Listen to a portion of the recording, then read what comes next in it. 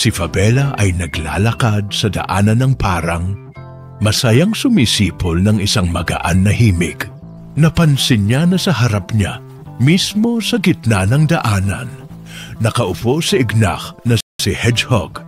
Nakilala sa kanyang kabaitan at patuloy na magandang kalooban. Lumapit si Fabela sa kanya nang nakangiti. Ngunit hindi man lang gumalaw si Ignac. At sa halip na bumati, galit siyang humilik, umatras sa isang matitinik na bola. At sa masungit na tono ay sinabing iwanan na lang siya.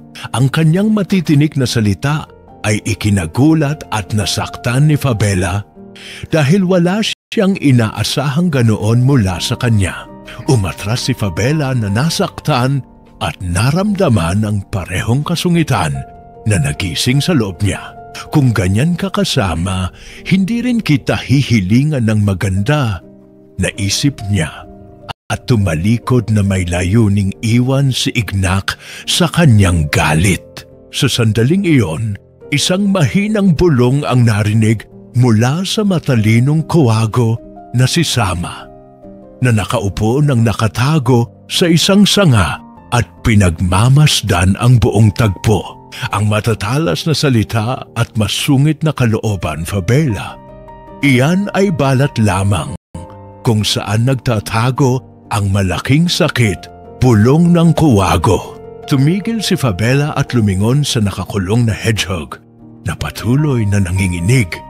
Bigla niyang nakita na ang kanyang paboritong sombrero na niniting ng kanyang lola para sa kanya ay nakahiga malapit sa kanya.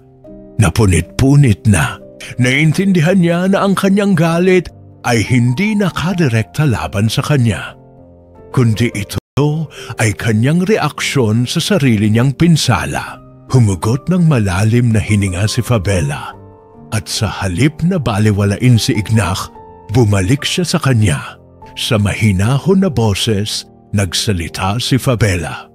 Ignac, alam kong galit ka, ngunit maaari mo bang sabihin sa akin kung ano ang labis na bumabagabag sa iyo? Baka matulungan kita. Mabagal na bumukas si Ignac na may luha sa kanyang mga mata. Itinuro ang punit na sombrero at tahimik na bumulong kung gaano siya kalungkot na nawalan siya ng alaala. Niyakap siya ni Fabela gamit ang kanyang paa at nangako sa kanya na tutulungan niya siyang ayusin ang sombrero at hindi siya dapat matakot na ipakita ang kanyang sakit. Nawala ang bigat sa puso ni Ignac at natuklasan ni Fabela na ang pinakadakilang lakas ay nasa pagtugon sa galit ng may habag at pagmamahal.